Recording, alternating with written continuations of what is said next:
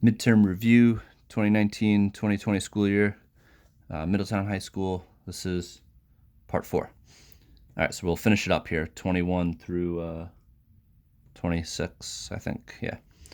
All right, so a family is traveling from their home to a vacation resort hotel. The table below shows their distance from home as a function of time. If it's a function of time, that means time is the independent variable, the input value, the x, and distance is going to be the y value. Determine the average rate of change between hour 2 and hour 7. So it's actually important that we know that because this is going to be x, this is going to be y. If they want the average rate of change, this is slope. The slope formula is y2 minus y1 divided by x2 minus x1. Notice that these are subscripts, not exponents. They're written at the bottom of the number. If they're saying hours, this is x values. So this is going to be x1 and x2. So hour 2, x1, which makes this y1. x2 is 7, which makes 480 y2. So now that I have identified my values, I can just throw them into this formula here.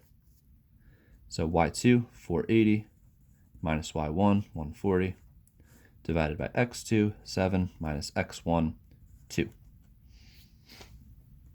We can just put this right into the calculator, but I feel like doing a little bit more math.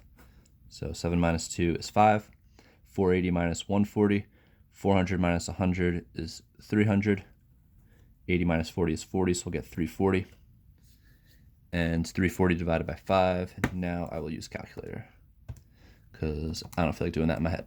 340 divided by 5, we get 68, which actually makes a lot of sense.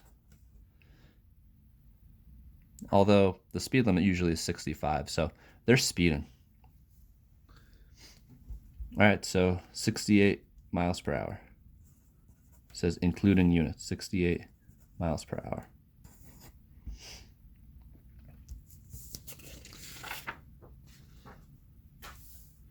All right, 22, solve algebraically for x.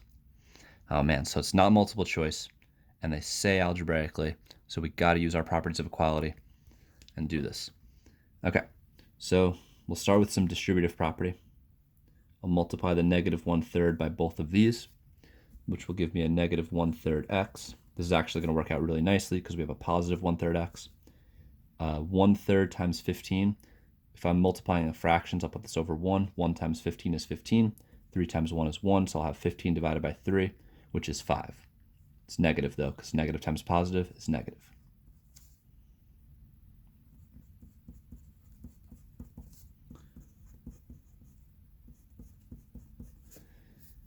Okay. If I lost you there with my explanation of how to multiply fractions, we get a calculator. So we could always do alpha f1 enter, negative 1 over 3, and we'll multiply that by 15, and there's your negative 5. Time to combine some like terms. We have a positive 1/3 x and a negative 1/3 x. That's awesome because they cancel out. They make a 0. So I just have negative 5 equals negative 3 over 4 x plus 1. And from here, I need x terms on one side, numbers on the other.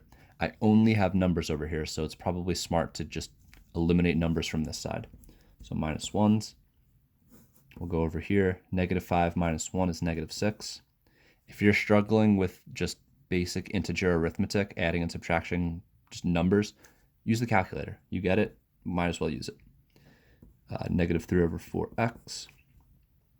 From here, we can do one of two things. We can either divide both sides by negative 3/4, which is typical of most processes like this. Or if we notice it's a fraction, we can use a technique that we call multiplying by the reciprocal. The reciprocal is the upside down version of the fraction. So I would do 4 over negative 3, multiply both sides by that. So here, they'll cancel out and I'll just have x. 4 times 6 is 24, negative because positive times negative, over negative 3. Negative divided by a negative is positive. 24 divided by 3 is 8. So x is 8. Once you get your answer, if you're not confident about your answer, you can always substitute it in for x to make sure that you actually get a true equation. I'm not going to do that here because I ran out of room, but it's an option. Also, if you just go the division route, or if you use the calculator for this multiplication, it's totally fine if you jump right to this as your answer and skip over this step. All right, number 23. For each of the following relations, state whether it is a function or not and explain your reasoning. All right, so I'm going to scan this. I have x values and y values. I want to make sure all my x values are unique and I don't have more than one output for the same input. More than one y value for the same x value. 1, 2, 3, 4, 5, 6. All x values are unique. Function. Since all x values are unique. All right. Part B, we have a graph. For the graph, we want to use the vertical line test. Vertical line test. So the vertical line test says that if you can draw a line anywhere on the graph and only ever intersect one time, it's a function. So no matter where I draw a vertical line here, I'm only ever hitting the graph once. So this is a function. It passes the vertical line test. So if any vertical line intersects at most one time with the relation, then it's a function. So I'll say function. So this is notes. And then this is my answer. Function, since it passes the vertical line test.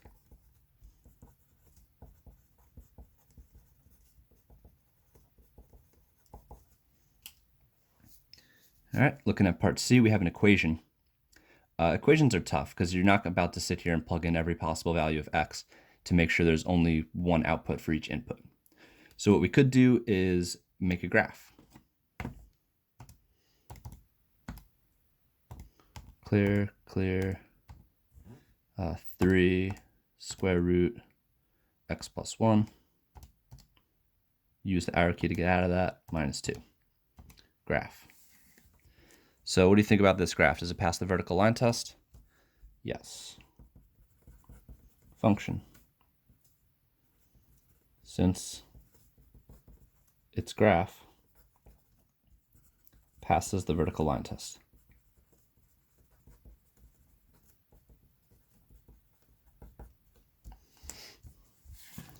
And finally, D, it's going to be very similar to A. We want to check to make sure all the x's are unique, which they're definitely not, right? Because we have a 1 that goes to an output of 4, but then also goes to an output of 5. So we'll say not function. Since x values have more than one output.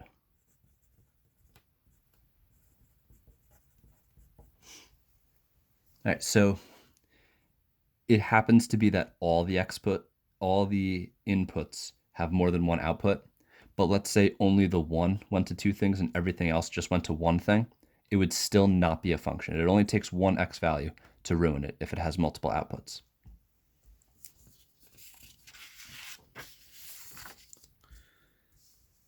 (24). All right, so a ball is thrown into the air from the top of a building. The height h of t of the ball above the ground t seconds after it is thrown can be modeled by h of t. And on the set of axes, we got to sketch a graph. All right, this can be a little bit intense, especially since we don't have axes labeled. That's going to be our responsibility to do that. So before we start, a good idea would be to put this into the y equals screen, generate a graph of it, check out the table, see what kind of values we're dealing with. We notice we have an initial value of 80. That's pretty high up. So let's see what's going on. Negative 16x squared plus 64x plus 80. And if we hit graph, there's no way we're seeing this thing, or at least the full thing, because it goes up to 80. If we want to see a nice graph of it, especially with the window that was provided to us, we want to edit the window that the calculator is showing. So to edit the window, we hit the window button. Window. X minimum. What's the smallest x value? Well, here it starts at 0. We don't have any negatives on the x. So I'll make this 0. X maximum. Well, they don't really define a domain for us to define x values. But if we go to our graph, oh, right, it already changed our x maximum, minimum. We see that it hits the ground, right? This is a real world scenario. It's a ball being thrown up into the air. So the x-axis is the ground at 1, 2, 3, 4, 5. So we really only need to go out to 5. We might want to shorten the window a little bit, maybe to 6 or 7, just so we have a little breathing room. So let's do that. X max, 7. This is the scale. We're going up by 1s. The y minimum. The smallest y value here is 0. We don't have any negative y's. So let's make our y minimum 0. Then our y maximum. Remember, the initial value was 80. And we're probably going up even more than that. So honestly, we're just taking a guess here. Let's go for 100. Hit graph and see if we see the top. And we don't. It's actually much bigger than 100. So let's make another guess. How about 500? Well, now we have way too much room. So I'll split the difference, 250.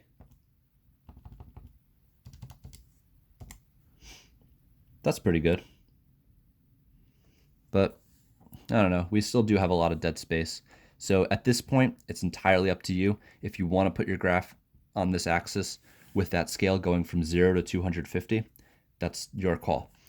However, I like it if I use a little bit more of the given space.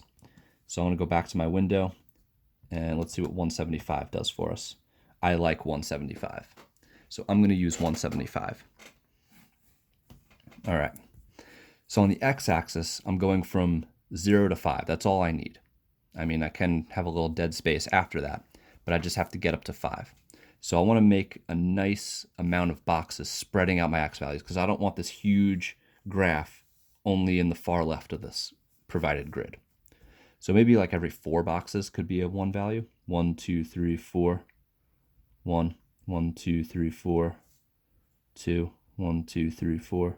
3, 1, 2, 3, 4. 4, 1, 2, 3, 4. Wow, I just made it. Probably should have counted that out before writing the numbers. I got lucky. All right, so every 4 boxes is going to be a value. All right, then we have to go from 0 up to about 175. How many boxes do we have? 1, 2, 3, 4, 5, 6, 7, 8, 9, 10, 11, 12, 13, 14, 15, 16, 17, 18, 19, 20. So let's go back to the home screen. 175 divided by 20, 8.75. So 1 box is representing about 8.75. We could make every box 10. 10, 20, 30, 40, 50, 60, 70, 80, 90, 100, 10, 20, 30, 40, 50. So we're going from 0 to 200. All right, so the purpose of this is just to get a nice spread, so that way when we make our graph, we're using up the majority of the provided axes. All right, so we have most of everything labeled. Now let's go to our y equals screen, or our table of values, and then we can pick some points to plot. Look at that, it's pretty nice. We have a bunch of integer values. So we'll start at 0, 80. So 50, 60, 70, 80, right here, that's a point. Then we have 1, 128.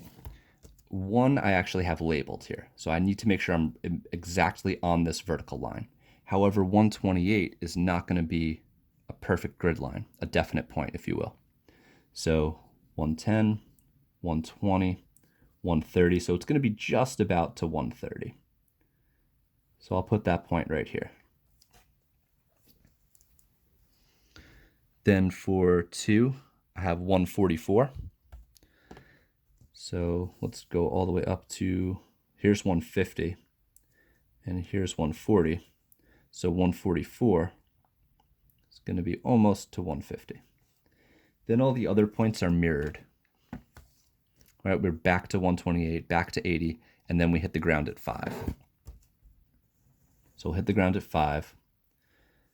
3 is a mirrored point from this one. And 4 will be a mirrored point to the 80. All right, so now it's all dotted out, and I can sketch my curve.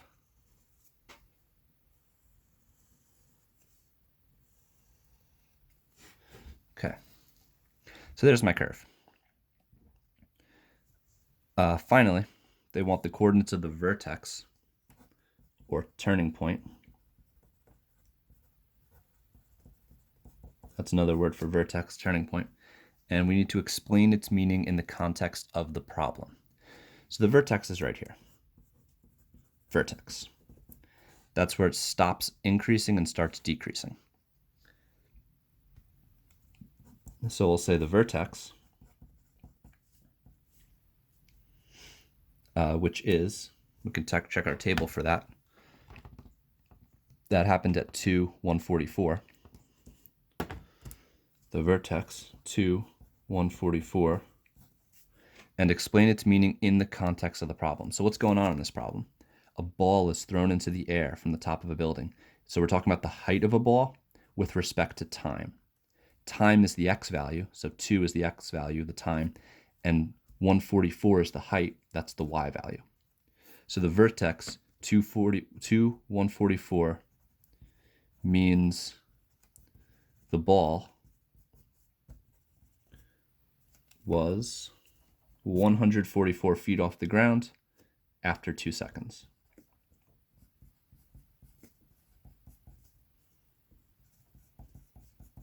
(140 feet off the ground after 2 seconds. You could reverse it too. You could be like, after 2 seconds, the ball was 140 feet off the ground. All right, so there is number 24. All right, this is a long video. We've got 2 more problems. All right, let's do it. 25 and 26. Okay. All right, on the set of axes below, solve the following system of inequalities graphically. All right, so solving inequalities graphically, we're going to have to label them on this axes and graph them. And this problem is super mean. This problem is super mean because they did not give us slope-intercept form. So first, we need to put these both in the slope-intercept form. I'll start with this bottom one here. I got to add 4x to both sides. So I'll have y is greater than or equal to 4x plus 2. Notice that 2 and 4x cannot be combined because they are not like terms. So here I have y is greater than or equal to 4x plus 2. I need to identify 4 things: the slope, the y-intercept, the line type, and the shading.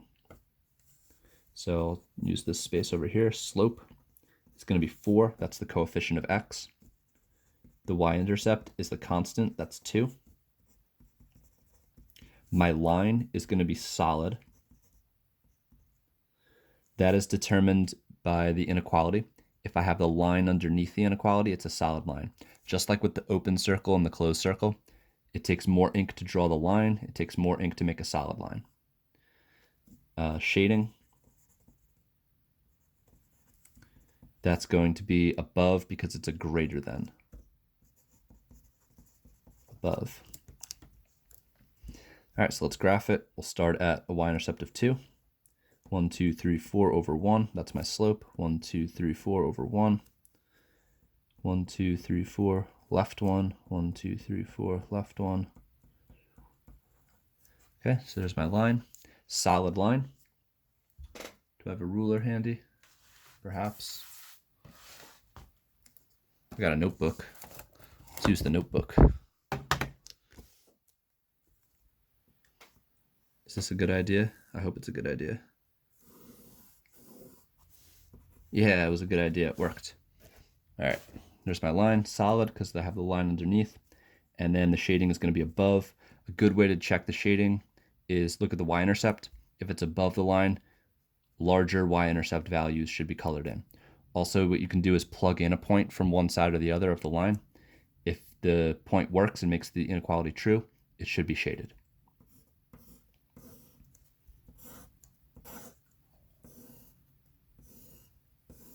So here's my shading above the line. All right, next I have this top one. I'll rewrite it over here, 2x plus 3y less than -3. Let's solve for y. I want to first subtract 2x from both sides. These can't be combined because they're not like terms. So I'll have -2x minus 3. Finally, I'll divide by 3. And my final result will be y is less than -2 over 3x, because -2 is being divided by 3. And then -3 divided by 3 is a -1. Slope, -2/3. Y-intercept, -1. The line is going to be dotted or dashed. They both mean the same thing. Dashed because I don't have the line underneath the inequality. Shade, going to be below. Below because it's less than. All right, so let's start at the y-intercept of -1. Ooh, I forgot to label this line. Let's do that. Y minus 4 greater than or equal to 2. All right, -1, and then down to right 3. 1, 2, 1, 2, 3. 1, 2, 1, 2, 3. Can also go up to left 3.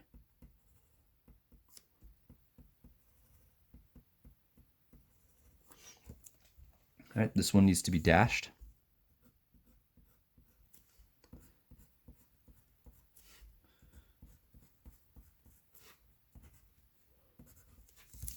And I will label this line as the original 2x plus 3y less than -3. And this shading needs to be below. So look at the y-intercept. All of these y values are less than that y-intercept. So here is my shading below the line. And now once you get over here, you start seeing this overlap of shading. That's the solution. So the overlap of shading is the solution. So it says label the solution set S. Here's my big S in the overlap of the shaded region. 1 point in the solution, I'll say 1, 2, 3, 4, 2, -4, -2. Since it's in the overlap of shaded regions.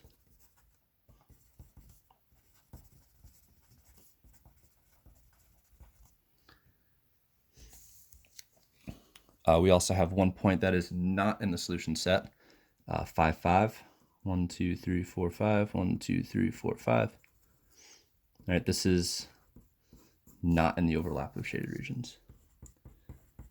If you were to pick a point down here or up here, those are also not solutions. Also be careful with the intersection point of the two lines, because this is a dashed line. Solutions or points on a dashed line are not solutions. So 5, 5, since it's not in the overlap of shaded regions.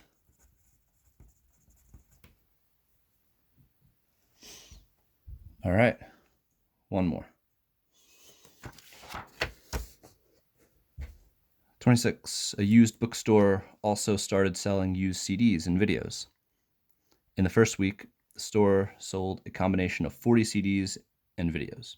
They charged $4 per CD and $6 per video, and the total sales were $180. Determine the total number of CDs and videos sold. All right, this is a system of equations. Just like the system of equations question earlier in this review, we have quantity and we have money. So let's define some variables. CDs and videos. So CDs will be C, videos will be V. The first week, the store sold a combination of 40 CDs and videos. C plus V equals 40. $4 for a CD, $6 for a video, total sales were $180. $4 for a CD plus $6 for a video, total sales $180. So there's our system of equations. Determine the total number of CDs and videos sold. So they want us to solve this graphically. Man, they say X and Y. That means we got to switch this up and make it X and Y.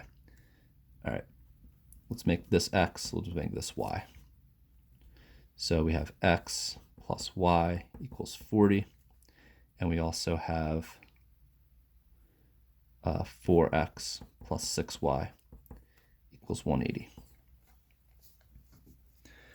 All right, so both of these need to be put into slope-intercept form, and they both need to be graphed. And once again, we need to label our axes. So let's use the space down here. X plus Y equals 40. We have to solve it for Y, so I'll minus X from both sides. Y is equal to 40 minus X. Or we could also put negative X plus 40. This is slope-intercept form because the X comes first. So slope, -1, y-intercept, 40. Interesting, so this means we have to get 40 up on our y-axis. It might be bigger than that, I don't know, we're going to end up dividing 80 by something. Let's see. 4x plus 6y equals 180, minus 4x, minus 4x. 6y equals negative 4x plus 180. These cancel. These are not like terms, therefore I can't combine them. I need to eliminate the 6, so I'll divide both sides of the equation by 6. Y is equal to negative 4 divided by 6 can be reduced to 2 divided by 3 since both are divisible by 2. And 180 divided by 6, 18 divided by 6 is 3. And then I'll just bring the 0 along. So it's 30. All right, so I only need to go up to 40 on my y-axis. 10, 20, 30, 40. 5, 10, 15, 20, 25, 30, 35, 40. I like 5s. 5, 10.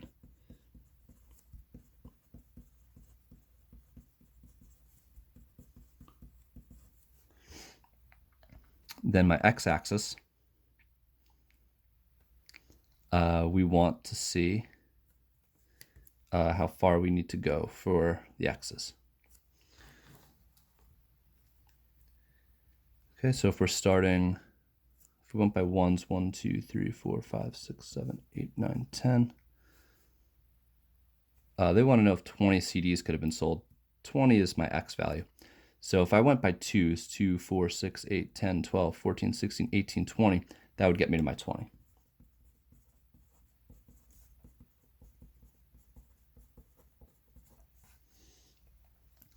Okay, so now I'm going to be ready to graph. We have to be very careful here because our slope and our y-intercept, well, just our slopes, are talking about units of 1. But our x values are going up by 2s and our y values are going up by 5s. It makes it difficult. So let's just keep that in mind when we start plotting the points. So let's start with this first one, the quantity graph. We have a y-intercept of 40. So I'll start here. And my slope is -1. Every time I go down 1 unit, I have to go over 1 unit. So however much I go down, I have to go over the same amount. Each box is representing 5. So if I go down 5, I have to go over 5. So that's going to be right here. Down 5, over 5. That was 3. This is 5. Between 4 and 6 is 5. Then I have a 10. Then I'll go down 5, over 5. There's 15. Down 5, over 5 to 20. Okay, so every time I went down, I went over the same amount because my slope was 1. -5 divided by 5 is -1, and that was my slope.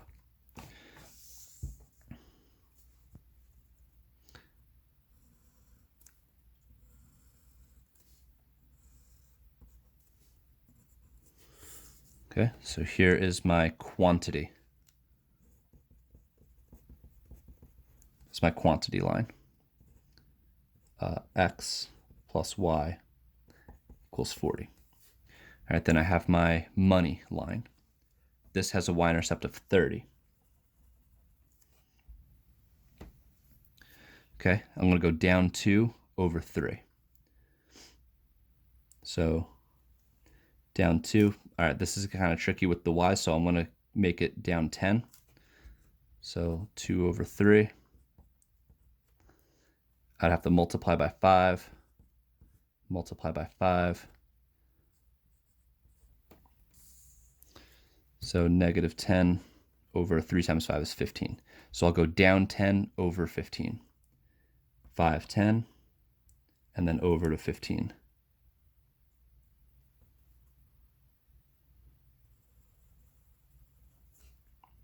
Five, 10, over to 15. This isn't looking good. It's past the 20. It's actually out at 30.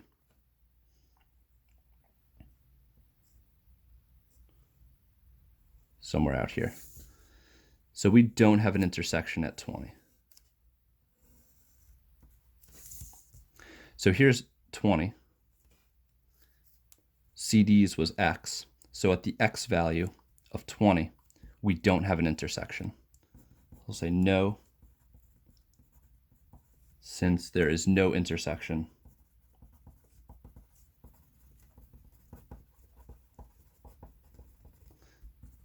at X equals 20.